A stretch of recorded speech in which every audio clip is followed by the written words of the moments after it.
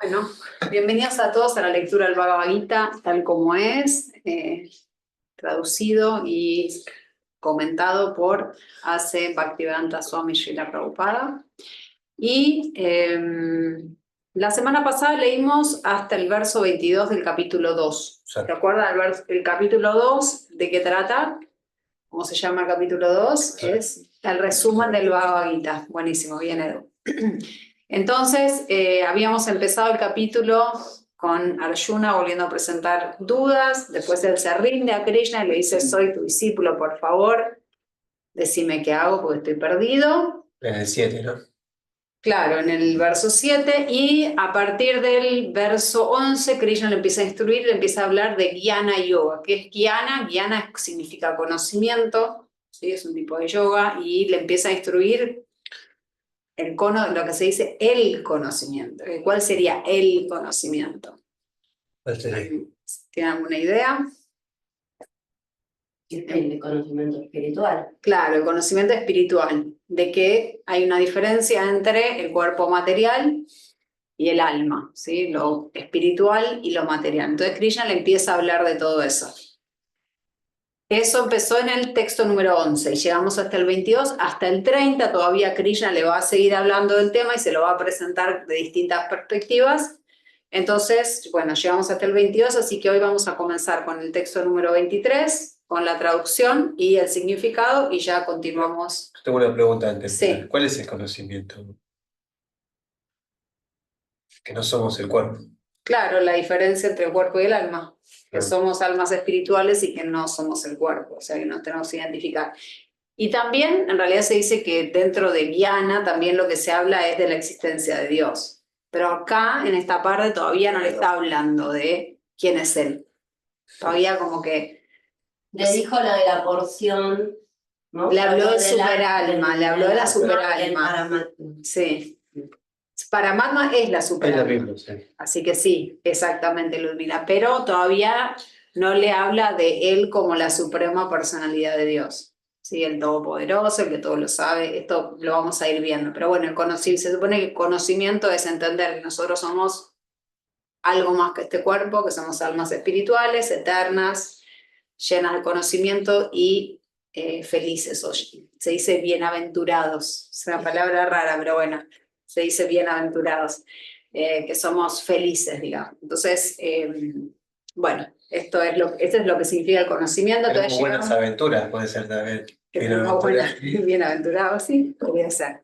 Bueno, entonces comenzamos con hoy va a leer Shyam, y vamos a comenzar con el texto número 23. Antes de eso, invocamos al Señor. Oh, Namo Bhagavate Vasudevaya. Oh, Namo Bhagavate Vasudevaya. Oh, Namo Bhagavate Vasudevaya. Pero continuamos leyendo en Srimad Bhagavad Gita, capítulo 2, resumen del contenido del Gita, texto 23, traducción y significado por su divina gracia, A.C. Bhaktivedanta Srila Prabhupada. Ya la prueba. Texto 23. Al alma nunca puede cortarla en pedazos ningún arma, ni puede el fuego quemarla, ni el agua humedecerla, ni el viento marchitarla. Significado.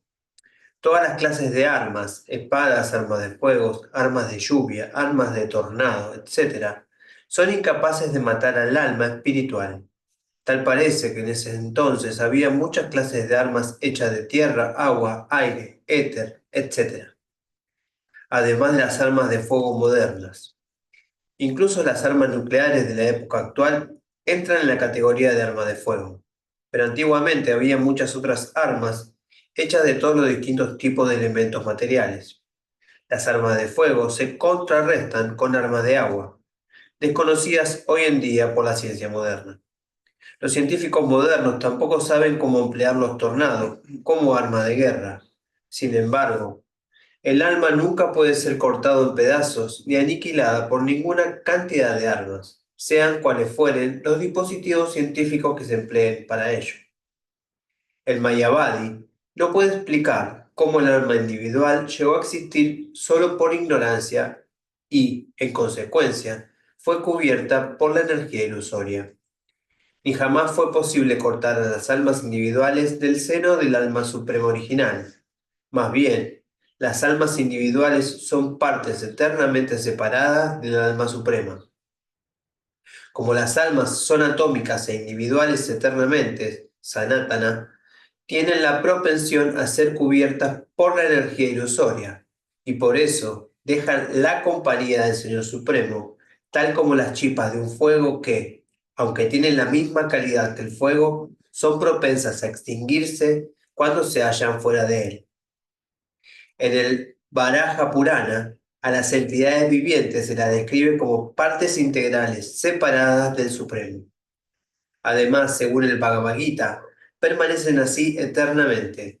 Por lo tanto, incluso después de que la entidad viviente se libera de la ilusión, sigue siendo una entidad separada, como lo indican claramente las enseñanzas que el Señor le impartió a Arjuna. Arjuna se liberó mediante el conocimiento que recibió de Krishna, pero nunca se volvió uno con Krishna. 24. Esta alma individual es irrompible e insoluble, y no se la puede quemar ni secar. El alma está en todas partes y es sempiterna, inmutable, inmóvil y eternamente la misma. Significado. Todas esas cualidades del alma atómica demuestran de modo categórico que el alma individual es eternamente una partícula atómica del todo espiritual y que eternamente sigue siendo el mismo átomo, sin ningún cambio. La teoría del monismo es muy difícil de aplicar en este caso, porque jamás se espera que el alma individual se vuelva con el todo una sola cosa homogénea.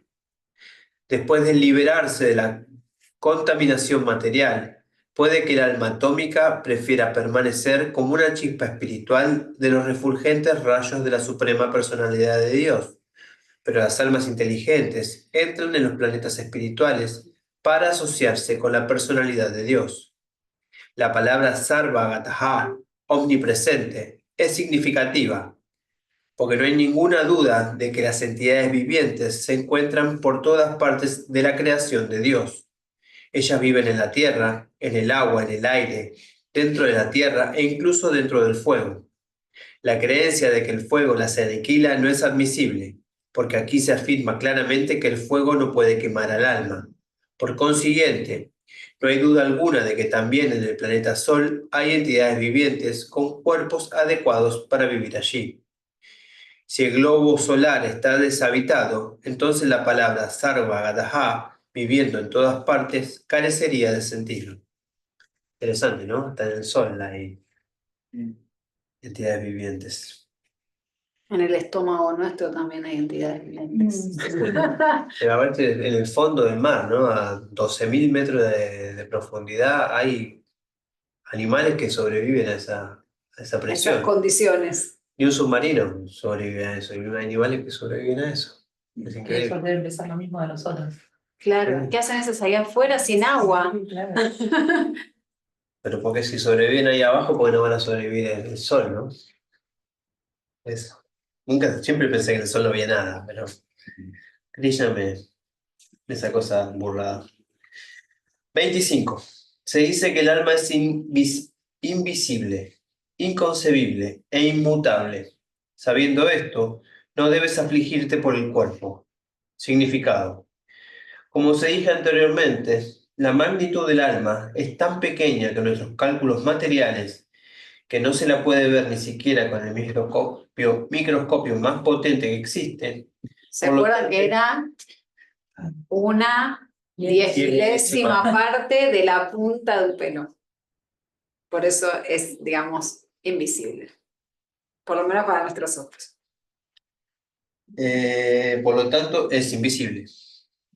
En lo que respecta a la existencia del alma, nadie puede establecerla de un modo experimental, más allá de la prueba que da el Shruti o la sabiduría védica. Tenemos que aceptar O esta sea, verdad. acá lo que es interesante y es que que me parece que está bueno como uno pensarlo también, es que acá hay algo que tenemos que creerlo o no creerlo. O sea, aceptarlo o no aceptarlo. El tamaño del alma es este que acabamos de decir. Pero no lo podemos probar, no la podemos ver. ¿Por qué lo creemos? Es una cuestión de fe, ¿no? Entonces ahí es donde, bueno, uno empieza a ver, bueno, las escrituras que yo leo, las personas que me están instruyendo, en este caso Srila Prabhupada, que es quien nos está compartiendo el Bhagavad Gita, yo tengo que tener fe. Entonces, siempre, porque a veces como que decimos, bueno, hay que probarlo, pero en últimas, al final de todo es una cuestión de fe. Entonces también pensar eso, ¿no? La prueba nos la da la sabiduría védica, o sea, estamos creyendo en estas escrituras. Y hay un ejemplo claro en el amor, ¿no? Que siempre decimos. Que uno puede tener, ¿cómo sabes? ¿Cómo sé yo que ella me ama? Porque ella puede estar fingiendo, ¿viste? Porque no sé. Pero yo tengo fe que ella me ama. Es la única. Hay pruebas porque hace cosas por mí, qué sé yo, pero podría ser por interés. Pero después es fe. Tengo fe que ella me ama. Es la única forma. Confío que ella me ama. Pero si no, no. Es muy parecido a tener fe en Dios o en el alma. Porque, bueno, está bien, Srila Prabhupada viene de una descendencia de maestros que uno va viendo que sigue el conocimiento. Pero también es fe, como dice Gemalata. Sí, Así. incluso cuando vamos a un médico y nos dice estudié en tal, bueno, es cuestión de fe creerle, Sí. porque no le pedimos, a ver, mostrame tú. ¿Y cómo sé que eso no es también por ahí? ¿Cuántos pacientes curaste? Le decimos, ¿no? Claro, No le o sea, decimos todo nada. cuestión de fe, ¿no? En última. El mismo método científico de los médicos. Claro, Uno cree en ese, como, sabiendo que no es el único método científico, y uno va al médico justamente porque tiene fe en que eso funciona, claro. te va a curar. Y así hay un montón de cosas, ¿no? Que tenemos fe. Y siempre me acuerdo que alguien una vez con esto que dice Edu de lo del médico, que una vez un amigo me dijo, bueno, ya sea que vos creas en la medicina tradicional o en, no sé, en la acupuntura, medicina china o en la ayurveda, cualquiera sea el método que vos uses para curarte, lo más importante de todo en definitiva es que vos tengas fe en ese método. Porque si vos vas a hacer uno, pero en realidad decís, no, no estoy segura si esta es la posta, no sé si esto es lo que me va a servir, vos no estás poniendo fe tampoco ahí. Entonces lo que uno haga como que tiene que hacerlo con fe, ¿no? Como que yo me casé teniendo fe que él me amaba y yo teniendo fe en que lo que yo estoy sintiendo es lo que creo que es, ¿no? Claro, En porque última es todo cuestión de fe. si no hubiese fe sería un trastorno constante. Me ama, no me ama. Que estaría dudando uno todo el Todo el tiempo. tiempo en duda, ¿no? Y yo tengo fe. El otro tendrá fe en otra cosa. Pero si no es una constante duda, si no tenés fe. Mm. Bueno, tenemos que sabiduría aceptar védica. esta verdad, dice el próximo. Prabhupada. Porque no hay ninguna otra fuente que sirva para entender la existencia del alma. Si bien dicha existencia es un hecho para la percepción, hay muchas cosas que se tienen que aceptar exclusivamente sobre la base de una autoridad superior. Nadie puede negar la existencia de su padre, pues ésta la señala la madre, que en este caso es la autoridad. Con excepción de la autoridad de la madre, no existe ninguna otra manera de llegar a conocer la identidad del padre. Asimismo, no hay ninguna otra fuente para llegar a entender el alma, aparte del estudio de los Vedas. En otras palabras, el alma es inconcebible a través del conocimiento experimental humano. El alma es conciencia y es consciente.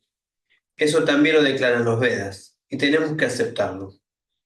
A diferencia de los cambios que ocurren en el cuerpo, en el alma no hay ningún cambio. Siendo inmutable eternamente, el alma permanece como un ente atómico en comparación con la infinita alma suprema. El alma suprema es infinita y el alma atómica es infinitesimal. Infinitesimal.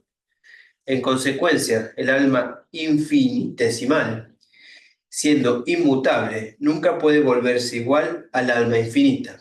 es decir, a la suprema personalidad de Dios.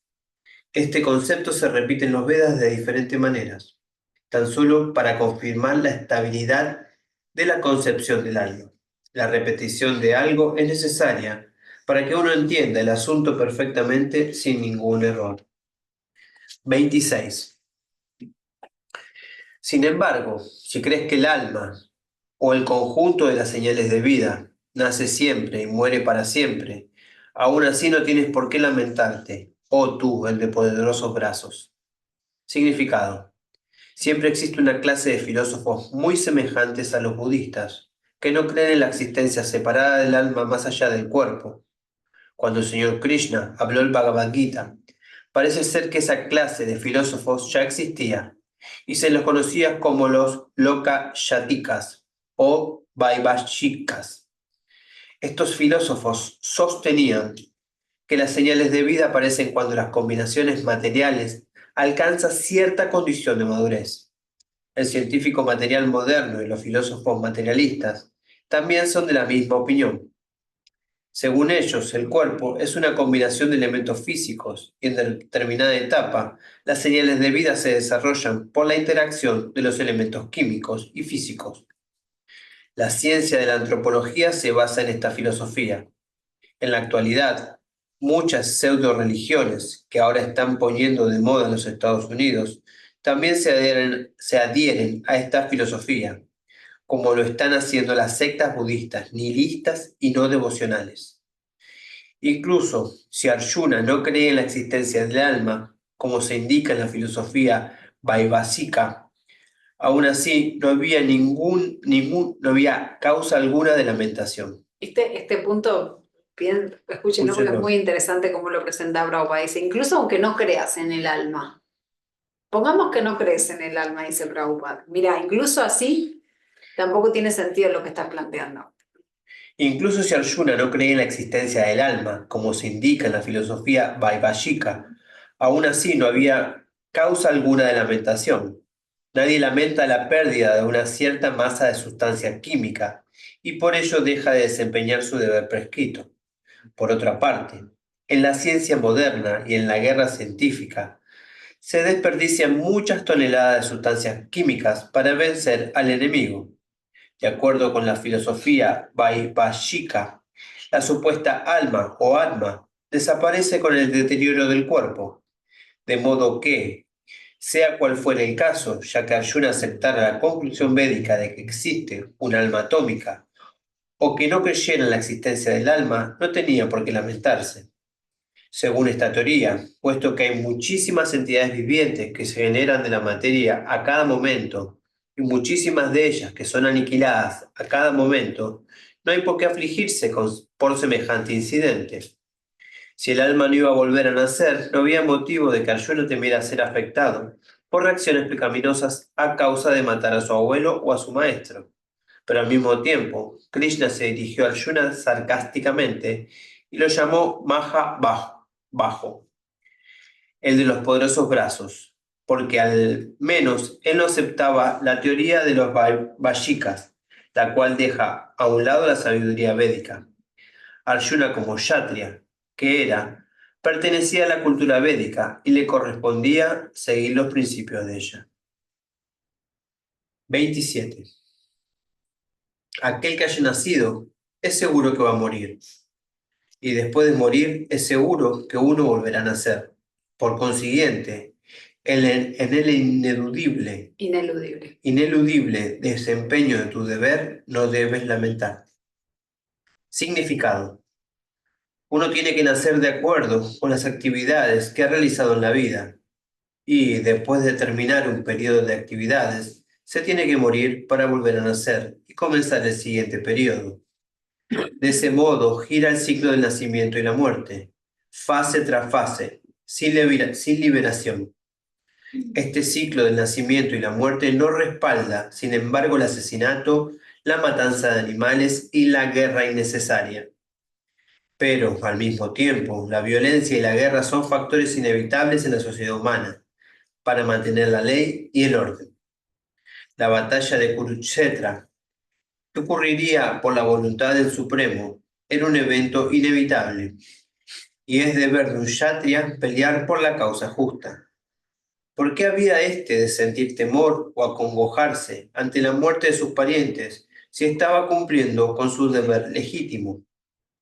Él no merecía tener que romper la ley y con ello quedar sometido a las reacciones de actos pecaminosos a lo que tanto les temía. Por el hecho de eludir el cumplimiento de su deber genuino, no sería capaz de impedir la muerte de sus parientes y se vería degradado por haber seleccionado un modo de actuar equivocado. Acá en este verso, si se fijan, empieza a hablar de algo más. O sea, dice, aquel que ha nacido seguro que va a morir. O sea, el cuerpo es perecedero, digamos, va a morir, o sea, no hay de otra. Y después va a recibir otro cuerpo, o sea, igual hay transmigración del alma. Entonces, el cuerpo es realmente habíamos dicho, un envoltorio, no un traje. Entonces le dice, pero entonces tenés que hacer tu deber y no te tenés que lamentar. Entonces ahora ya está empezando a hablar de cuál es el deber de él como guerrero. ¿Sí? Está empezando a hablar muy poquito, que es lo que va a empezar a hablar desde el verso 30 más específicamente, pero ya le empieza a mezclar los dos temas, le empieza a decir, bueno, sos eterno, el cuerpo es temporal, pero además es tu deber. O sea, ¿qué pasa? Entonces No queda ahora, otra. claro, no te queda otra. Estás entre la espada y la pared, digamos. 28. Todos los seres creados son no manifiestos en el comienzo, manifiestos en el interín y de nuevo no manifiestos cuando son aniquilados. Entonces, ¿qué necesidad hay de lamentarse? Significado. Aceptando que hay dos clases de filósofos, unos que creen en la existencia del alma y otros que no creen en ella. En ninguno de los dos casos hay motivo de lamentación. A los que no creen en la existencia del alma, los seguidores de la sabiduría védica los llaman ateos. Sin embargo, si por el solo hecho de argumentar aceptamos la teoría atea, aún así no hay motivo de lamentación. Aparte de la existencia separada del alma, los elementos materiales permanecen en un estado no manifiesto antes de la creación. De ese estado sutil de no manifestación surge la manifestación. Tal como del éter se genera el aire, del aire se genera el fuego, del fuego se genera el agua y del agua se manifiesta la tierra. De la tierra se generan muchas variedades de manifestaciones. Tomemos, por ejemplo, un gran rascacielos que se manifiesta a partir de la tierra. Cuando se derrumba, la manifestación pasa de nuevo al estado no manifiesto y en esta última etapa permanece en la forma de átomos. La ley de la conservación de la energía se mantiene, pero en el transcurso del tiempo las cosas se manifiestan y dejan de manifestarse. Esa es la diferencia. Entonces, ¿qué razón hay para lamentarse, ya que sea en la etapa de manifestación o en la de no manifestación? De una forma u otra, incluso en la etapa no manifestada, las cosas no se pierden. Tanto al principio como al final, todos los elementos permanecen no manifestados y únicamente se manifiestan en el intermedio, lo cual no crea ninguna diferencia material verdadera. Y si aceptamos la conclusión védica tal como se expone en el Bhagavad Gita, es decir, que estos cuerpos materiales van a perecer a su debido tiempo, pero que el alma es eterna, entonces debemos recordar siempre que el cuerpo es como un traje. Así que, ¿por qué lamentarse por el cambio de un traje?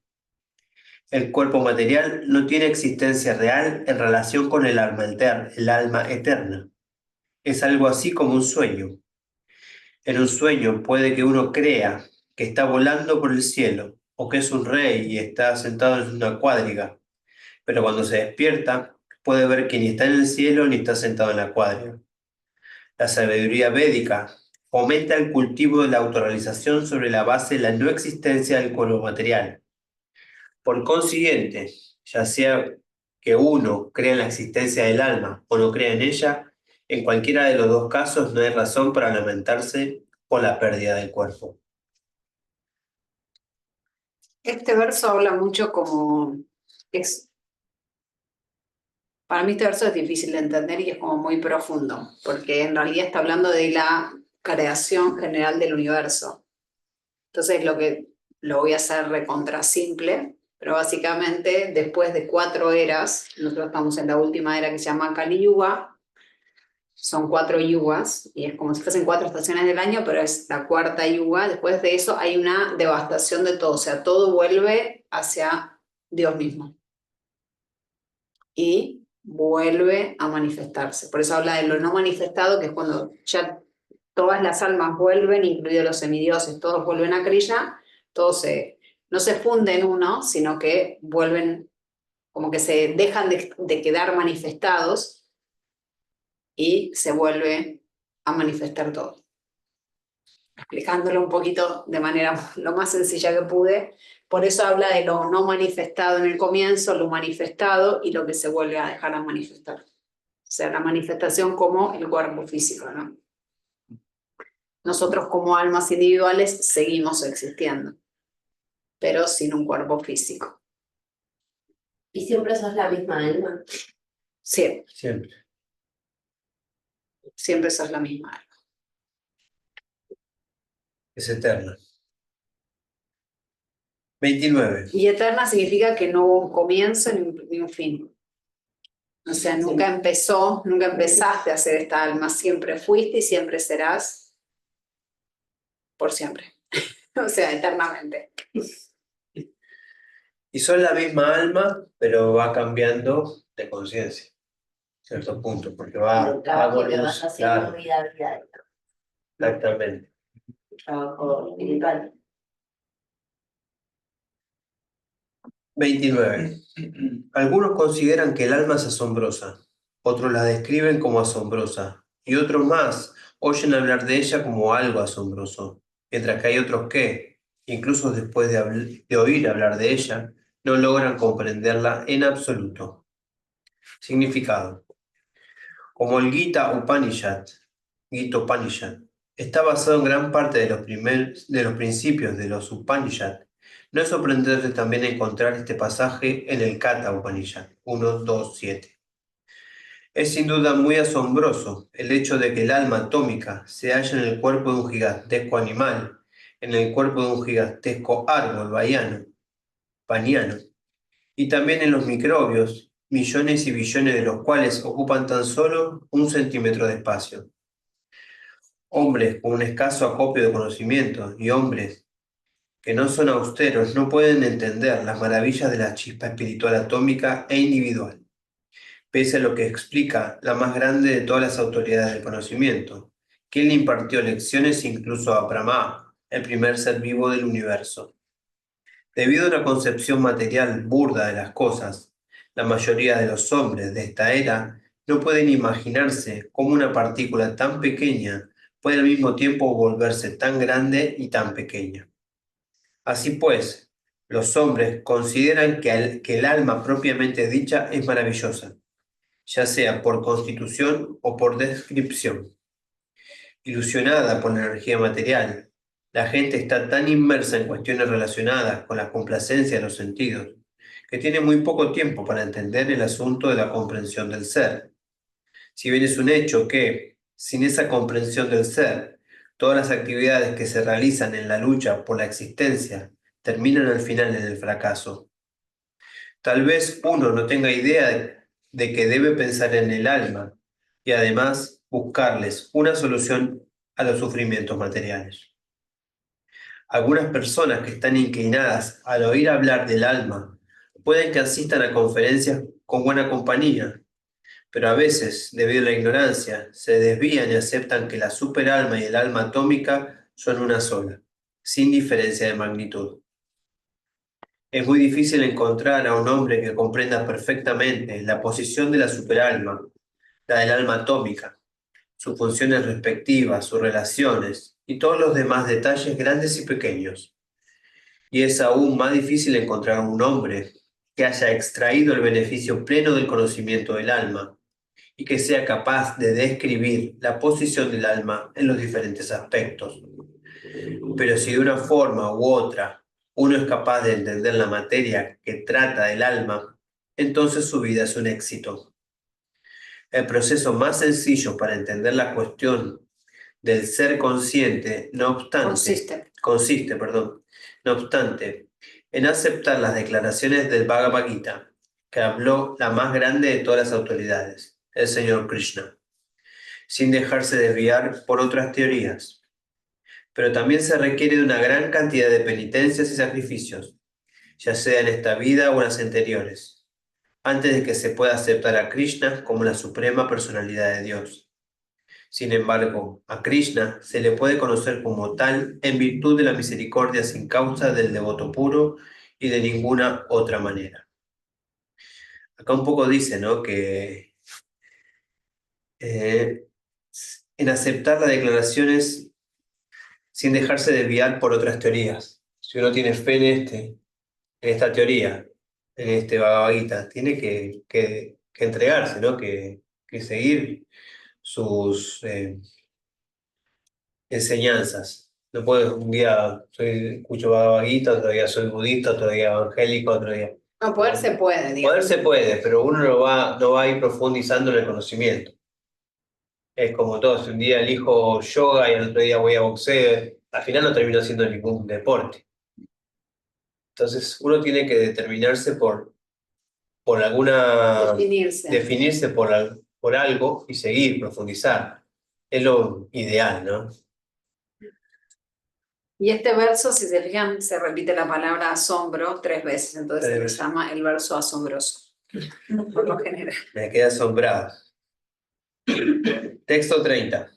Oh descendiente de Bharata, aquel que mora en el cuerpo nunca puede ser matado. Por lo tanto, no tienes que afligirte por ningún ser viviente. Significado. El Señor concluye ahora el capítulo de instrucciones acerca de la inmutable alma espiritual. Al describir a la inmortal alma de diversas maneras, el Señor Krishna establece que el alma es inmortal y que el cuerpo es temporal. Por consiguiente, Arjuna, como kshatriya que era, no debía abandonar su deber por el temor de que su abuelo y su maestro, Bhishma y Drona, fueran a morir en la batalla. Sobre la base de la autoridad de Sri Krishna, uno tiene que creer que existe un alma que es diferente del cuerpo material, y no que no hay tal cosa como alma, o que las señales de vida se desarrollan por una determinada etapa de madurez material, producto de la interacción de unas sustancias químicas. Que el alma sea inmortal no significa que se fomente la violencia, pero en tiempos de guerra, cuando hay verdadera necesidad de ella, no se la condena. Esa necesidad debe justificarse en función de la sanción del Señor y no de un modo caprichoso. Está bueno el resumen que hace ya acá, ¿no? Bueno, listo, ya te enseñé todo esto, ¿ahora qué? Aquel que mora en el cuerpo nunca puede ser matado. Por lo tanto, no te preocupes por matar, digamos, a ningún ser viviente, ¿no? Porque no estás matando a nadie, estás cambiando de cuerpo, ¿no? ¿Puedes seguir un segundito? Sí. Bueno, ahora empieza entonces a partir del texto número 31, empieza a hablar de lo que se llama Karma Kanda, que es los deberes que uno debe seguir. Entonces él como kshatriya, como guerrero que era, le va a empezar a instruir los deberes que tiene que seguir, ¿no? Y entonces le va a justificar por qué tiene que pelear desde ese punto de vista. Entonces, texto 31. Considerando tu deber específico como kshatriya, debes saber que no hay mejor ocupación para ti que la de pelear sobre la base de los principios religiosos. Así que no tienes por qué titubear. Significado. De las 4 órdenes para la administración social, la segunda orden, la cual tiene a su cargo la buena administración, se llama kshatriya. Kshat significa herir. A aquel que protege de los daños se le da el nombre de kshatriya. Trayate significa proteger. Los kshatriyas van al bosque a aprender a matar, bueno, en aquellas épocas, ¿no? El kshatriya solía internarse en el bosque, desafiar a un tigre frente a frente y pelear con él haciendo uso de su espada. Una vez que se mataba al tigre, se le ofrecía la orden real de la cremación. Aún hoy en día los reyes kshatriyas del estado de Jaipur siguen este sistema. Wow. A los kshatriyas se les enseña sobre todo a desafiar y matar, porque a veces la violencia religiosa es un factor necesario. Así pues, jamás se espera que los kshatriyas adopten directamente la orden de sannyas o de renunciación. La nueva violencia en la política puede que sea una medida diplomática, pero nunca es un factor o principio propio de ella. En los códigos religiosos se afirma: Un rey o un kshatriya es merecedor de ir a los planetas celestiales después de la muerte, por el hecho de pelear en el campo de batalla con otro rey envidioso de él, del mismo modo en que los brahmanas también van a planetas celestiales, por el hecho de sacrificar animales en el fuego de sacrificio. De modo que matar en la batalla conforme a los principios religiosos y la matanza de animales en el fuego de sacrificio no se consideran en absoluto actos de violencia, pues todo el mundo se beneficia en virtud de los principios religiosos involucrados en ellos. El animal sacrificado obtiene una vida humana inmediatamente, sin tener que pasar por el proceso evolutivo gradual que lleva de una forma física a otra. Y los kshatriyas que mueren en el campo de batalla van a los planetas celestiales al igual que los brahmanas, que van a ellos como resultado de ofrecer sacrificios. Hay dos clases de swadharmas, o deberes específicos. Mientras uno no esté liberado, tiene que realizar los deberes de su cuerpo, en particular conforme a los principios religiosos, a fin de lograr la liberación. Cuando uno se libera, su swadharma, o deber específico, se vuelve espiritual, y no se halla en el plano del concepto corporal material. En el plano de la concepción corporal de la vida, hay deberes específicos para los brahmanas y kshatriyas respectivamente, y dichos deberes son ineludibles. El Swadharma lo decreta el Señor, y ellos se explicarán en el capítulo 4. En el plano corporal, el Swadharma se denomina Varna Ashram Dharma, o el vehículo que lleva al hombre a la comprensión espiritual. La civilización humana comienza a partir de la etapa del Varna Ashram Dharma, o los deberes específicos en función de las modalidades específicas de la naturaleza del cuerpo que se ha obtenido. El desempeño del deber específico en cualquier terreno de la actividad y siguiendo las órdenes de las autoridades superiores sirve para elevarlo a uno a un nivel de vida superior.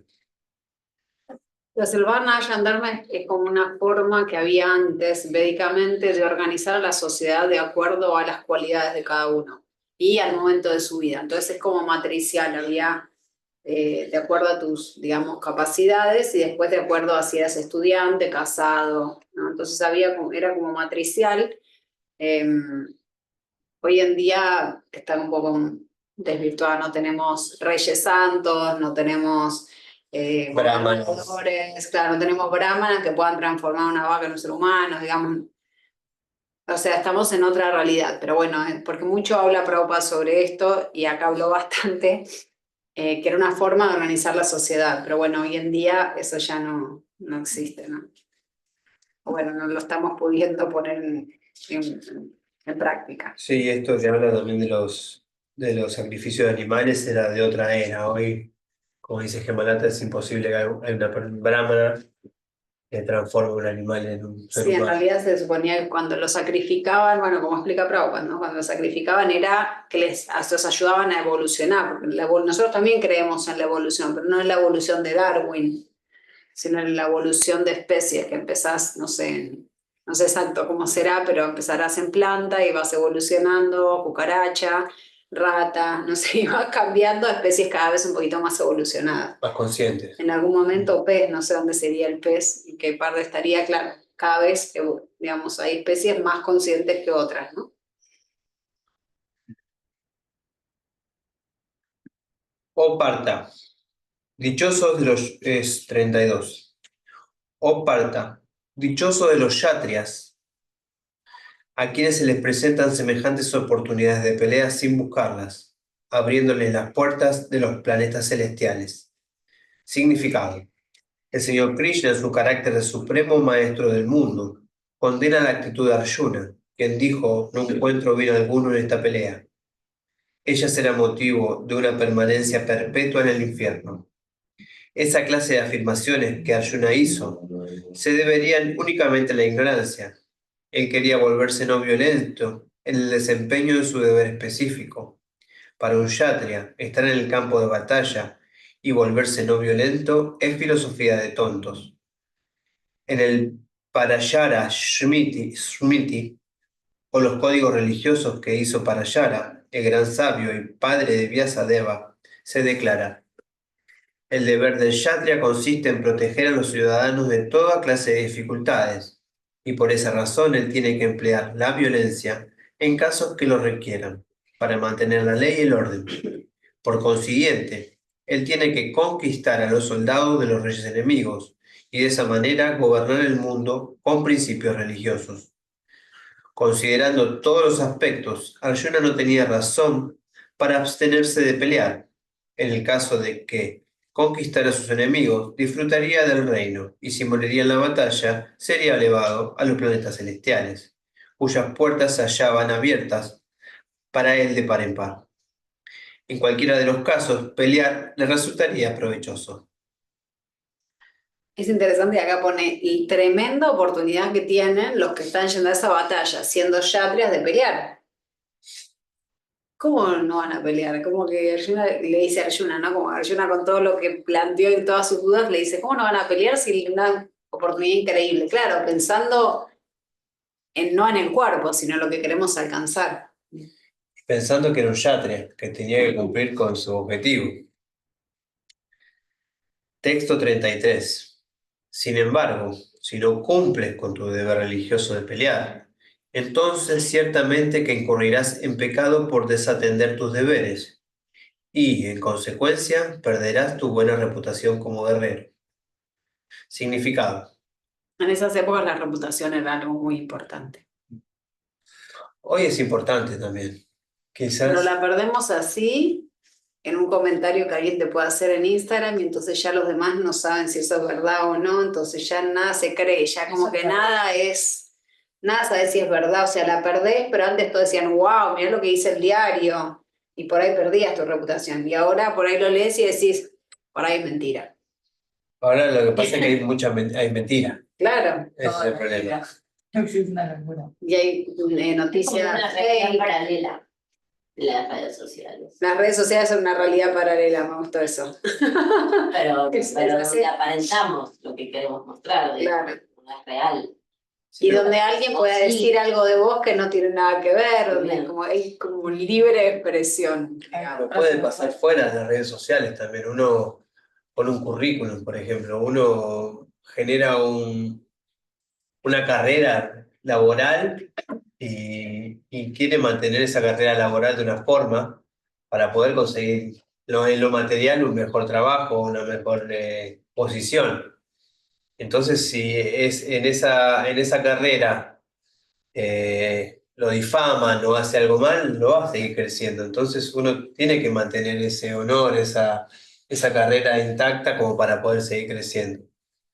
Entonces es importante seguir, mantener por su reputación, no habla de sino habla para poder ser honrado, viene la palabra honor, ¿no? Ser honrado, ser honrado con lo que uno dice, no mentir. La cuestión es esta, la mentira hoy es lo que hace que todo se destruya. Y la falta de compromiso también quizás. Puede ser, Con pero tu tarea, si vos sos honesto, estás cumpliendo con tu compromiso. claro. Si mentís, ya estás incumpliendo, ahí pasaste a ser deshonroso. Bueno, por dónde íbamos, 34, ¿no? Arjuna era un guerrero famoso, ya lo leímos. Me perdí. No, No, leímos el significado del 33. no. No, Arjuna era un guerrero famoso, y esa fama la logró como consecuencia de pelear con muchos semidioses destacados. Entre eso, incluso el señor Shiva. Después de pelear y vencer al señor Shiva, quien estaba disfrazado de cazador, Arjuna lo complació y recibió en recompensa un arma denominada Pashupata Astra. Todo el mundo sabía que él era un gran guerrero. Hasta Dronacharya le dio bendiciones y le otorgó el arma especial mediante la cual podía matar incluso a su maestro. De modo que Arjuna lo acreditaban muchísimos certificados militares provenientes de muchas autoridades, entre ellos Indra, el rey del cielo, su padre adoptivo. Pero si él abandonara la batalla, no solo estaría faltando a su deber específico como Kshatriya, sino que además perdería toda su fama y buen nombre, preparando con ello su camino franco al infierno. En otras palabras, iría al infierno por no pelear, sino por retirarse de la batalla. La gente hablará, 34, la gente hablará siempre de tu infamia. Y para una persona respetable, la deshonra es peor que la muerte. El señor Krishna, tanto su carácter de amigo de Arjuna como de filósofo, da su juicio final en relación con la renuencia de Arjuna a pelear. El señor dice: Arjuna, si abandonas el campo de batalla antes de que ésta siquiera comience, la gente te tildará de cobarde. Y si crees que la gente va a hablar mal de ti, pero que salvarás tu vida con huir al campo de batalla, entonces mi consejo es que harías mejor en morir en la lid. La batalla. Para un hombre respetable como tú, la mala fama es peor que la muerte. Así que no debes huir por temor a perder la vida. Es mejor que mueras en la batalla. Eso te salvará de la mala fama de haber abusado de mi amistad y te salvará también de perder tu prestigio en la sociedad. Luego el juicio final del Señor era que Arjuna debía morir en la batalla antes de retirarse de ella. Texto 35. Los grandes generales que han tenido tu nombre y fama en alta estima, pensarán que abandonaste el campo de batalla solo por temor, y, así pues, te considerarán insignificante. Significado. El señor Krishna continuó dándole su veredicto a Arjuna. No creas que los grandes generales tales como Duryodhana, Karna y otros contemporáneos van a pensar que has abandonado el campo de batalla movido por la compasión que te inspira su abuelo y tus hermanos. Ellos pensarán que has ido por temor a perder la vida. En consecuencia, la alta estima que tienen por tu persona se irá al infierno. O sea, también acá lo que le está diciendo es, claro, si te vas, no van a decir, ay, qué bueno, Arjuna no nos quiso matar, va a decir, Qué bueno. cobarde, Correcto, miedoso, claro. Era En cambio, si muere en el campo de batalla, va a decir, qué valiente Arjuna. Murió Claro. en el campo de batalla, como todo un soldado, como un kshatriya. Y por eso en esas épocas, cuando se hacía la batalla, el que iba adelante de toda la cuadriga, de toda la batalla, eran los generales, ¿no? Y los generales se quedaban en el Como ahora, ¿no? camping y iban mirando a ver qué onda, bueno, mandaba otro batallón. No, ellos eran los primeros en ir. Era un honor.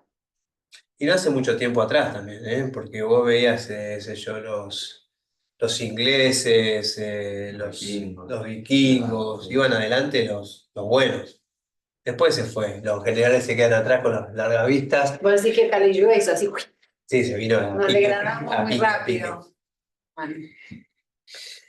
Y texto 36, creo que con este terminamos. Tus enemigos se referirán a ti con muchas palabras ásperas y desdeñarán tu habilidad. ¿Qué podría ser más doloroso para ti? El señor Krishna se asombró al principio por el inesperado gesto de compasión de Arjuna y describió esa compasión como propia de no arios. Ahora ya has demostrado de muchas maneras la validez de tus declaraciones en contra de la supuesta compasión de Arjuna.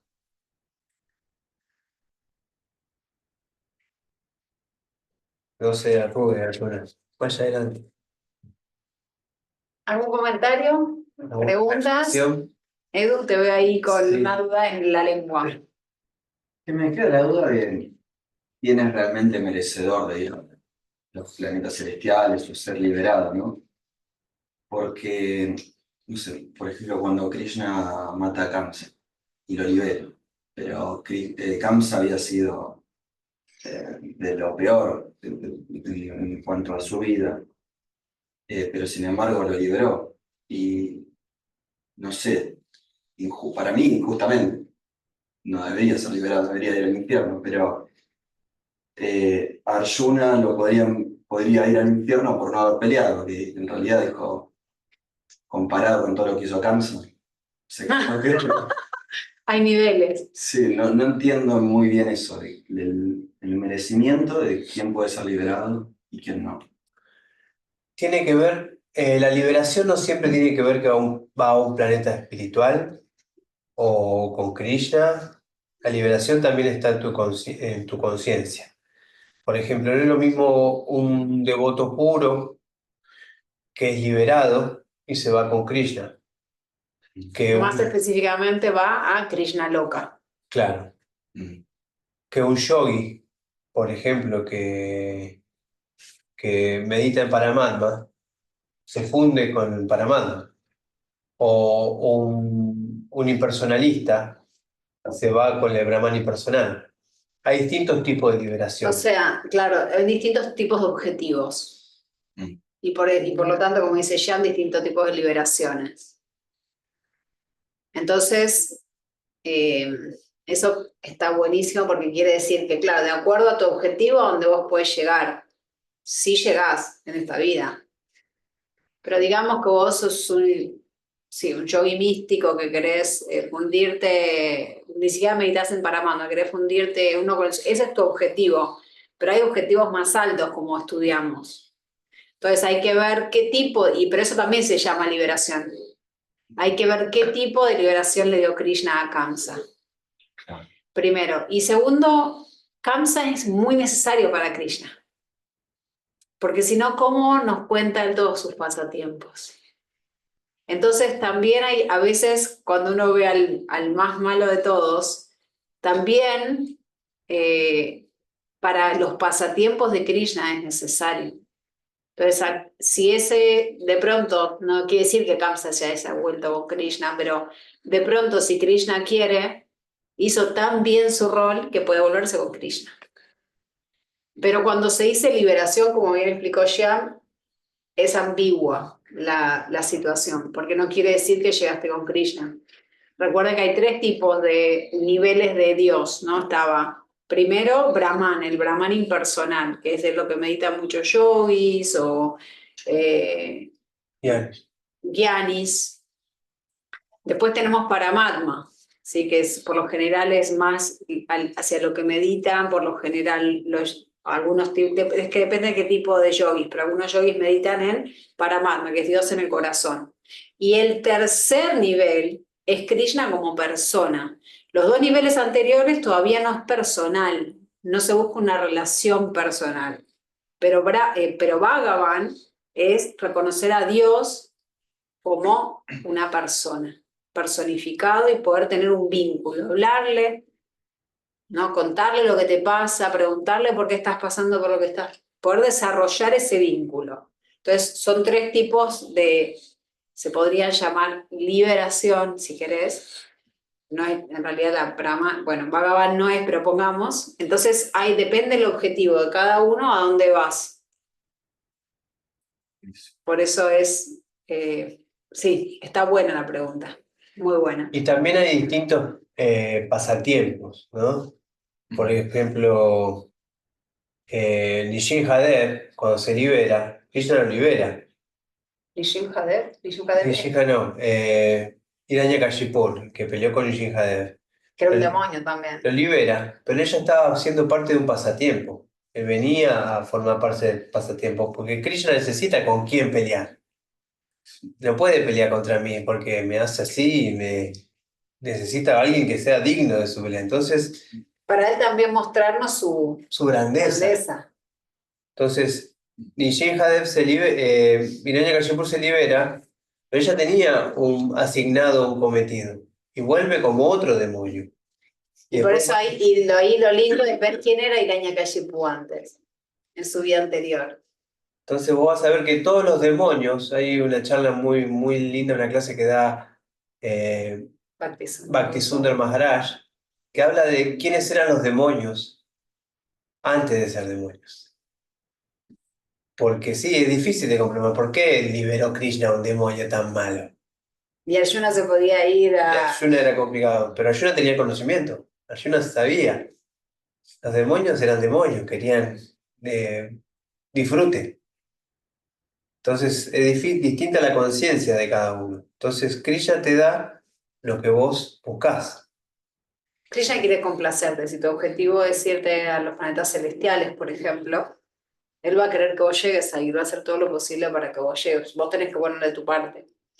Y los planetas celestiales es algo que los devotos no buscamos, porque es el lugar donde hay mayor disfrute, pero no es eterno. Volvés a caer acá. Eventualmente los créditos, digamos, que hiciste espirituales se acaban y volvés acá a seguir el camino. Nosotros lo que... Está buena la pregunta, está buena la pregunta. Volvemos, desde donde no volvemos, se dice, es desde cuando llegamos con Krishna. Cuando llegamos a Brindavan, a Goloka Brindavan se llama. Wow, Vaikunta. ¿Sí? O a Vaikunta. Ahí ya cuando, porque son dos lugares donde está Krishna mismo. Entonces, cuando ya llegaste con él, ya no volves. Salvo que Krishna diga, ¿me ayudás con algo? Necesito en la tierra que alguien me tire una onda, que necesito un trabajito. Bueno, quizás vos tenés que hacer el servicio y volvés, pero estás haciendo un servicio para Krishna.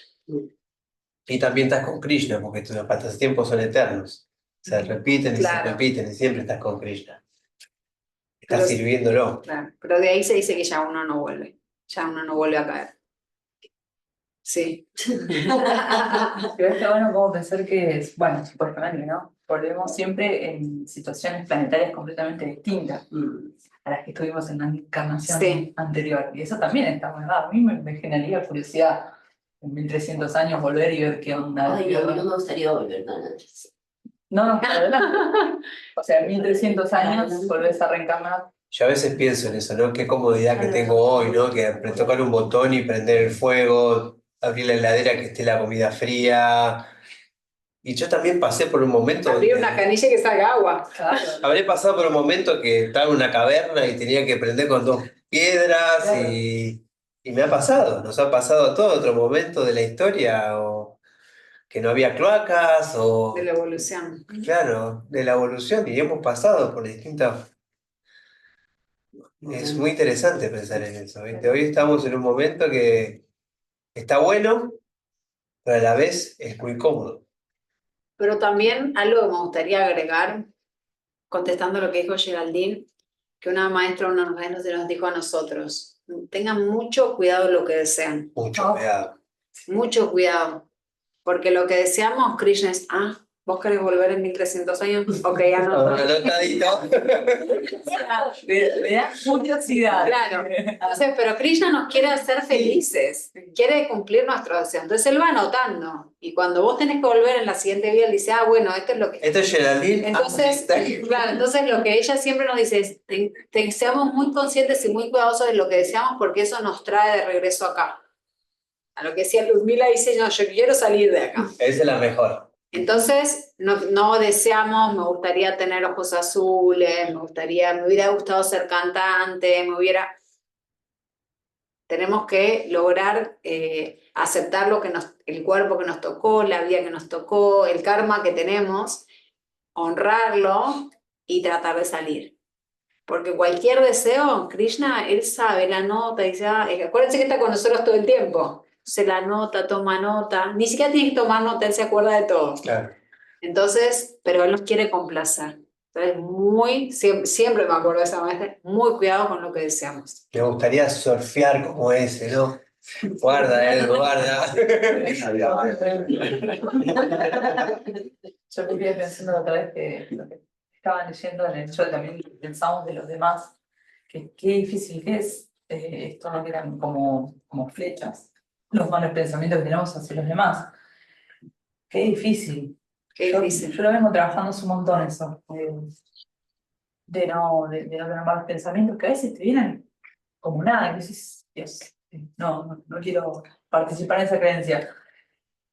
Y uno se junta con alguna persona que yo tengo amigas que son todo lo que están mal, algunas, no todas, pero las conozco de chiquitas y las amo como son.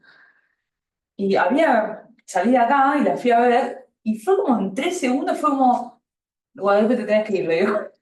Le digo, por favor, dejá de hablar mal de la gente, le digo, no voy a comentar nada de lo que estás diciendo, porque es verdad, uno no se da cuenta que tan naturalizado tenemos todos estos tipos de comportamientos, no solo con lo que deseamos, sino también lo que pensamos. Lo que ¿no? pensamos. Nuestro maestro Ah, bueno. espiritual dice, y creo que lo habrá Muy linda compartido, reflexión, muy gracias. linda, sí, que hay 3 cosas que tenemos que evitar. Es la crítica, La comparación. la comparación y la queja. Son 3 cosas que tenemos que evitar, porque esos nos atan a este mundo. Y tenemos suerte en esta era, que nuestros pensamientos no son ofensas. Si lo decimos ya es otra cosa. Si solo decimos ya es otra cosa. En otras eras, ya con solo pensarlo, Ya te escuchaba. ya era una ofensa. Ahora, si yo pienso algo malo, pero me lo quedo, me da envidia algo, me da celos, pero no lo verbalizo, Zafas. zafaste. Pero ya cuando lo verbalizaste, Bueno, Por eso uno de los grandes desafíos es controlar la lengua. una maestra de biodecodificación dijo algo que me ayudó mucho a dejar de criticar mentalmente. Dijo, el inconsciente no reconoce al otro. El inconsciente no reconoce. Entonces yo diciendo, qué tonta que es esa persona. El inconsciente te está diciendo a vos mismo que sos tonto, que sos inútil, que sos esto, que sos el otro. Entonces, al no reconocer al otro, te estás autoflagelando inconscientemente. wow. Ahí dije, ok, Sí, la crítica tiene un nivel de envidia importante. sí, Sí. Entonces, si vos estás criticando, hay algo que está mal en vos. Estás envidiando algo, ¿viste? Sí, es como eso de la ley del espejo, ¿no? Que Es lo que estaba diciendo ayer. Sí, exacto, exacto. lo que vos decís de otro es que lo tenés vos, que es en cierto punto. sí, repercute como un ataque energético justamente a vos misma, como si te estuvieras atacando. Claro. Ahí es como que yo lo empecé a tomar como controlar un poco más, ¿no? Bueno, en las redes sociales que estábamos hablando de eso, sí, horrible. Chévere. Buenas, Bueno. buenas. Ahí vi que se conectaron después también Rocío, Adriana. Bueno, gracias a todos por sumarse hoy. Voy a tener que ir cerrando, pues ya nos recontrapasamos, pero gracias a todos los que se conectaron online, gracias a todos los que vinieron aquí. Y nos Recuerden, vemos la semana que viene. Sí, ya. recuerden que siempre estamos acá en Espacio Bobita, donde muy amablemente nos ceden el espacio.